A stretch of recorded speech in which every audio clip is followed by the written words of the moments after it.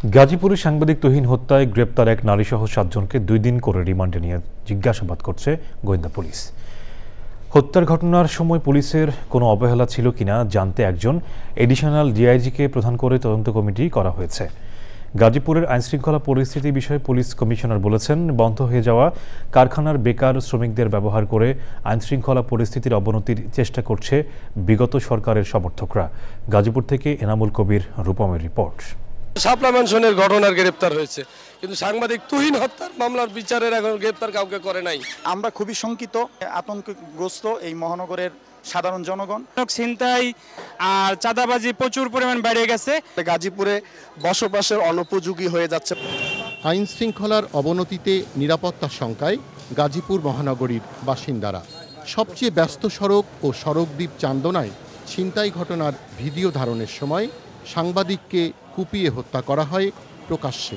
গত 3 দিনে গাজীপুরে ঘটেছে মিটফোট কায়দায় প্রকাশ্যে আরেকজনকে হত্যা চেষ্টা।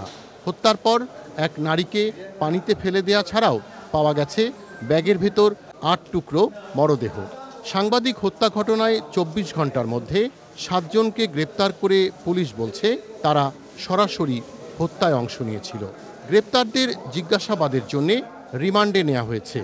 অপরাধ বেড়ে যাওয়ার কারণ জানিয়েছেন জিএমপি কমিশনার। 5 আগস্টের পরে যে সকল ইন্ডাস্ট্রি বন্ধ হয়ে গেছে, সেই শ্রমিকরা যারা কর্মহীন হয়ে গেছে তাদের একটি অংশ এটিতে অংশগ্রহণ করছে। তারা দীর্ঘদিন এখানে শাসন করেছে, দেশ শাসন করেছে।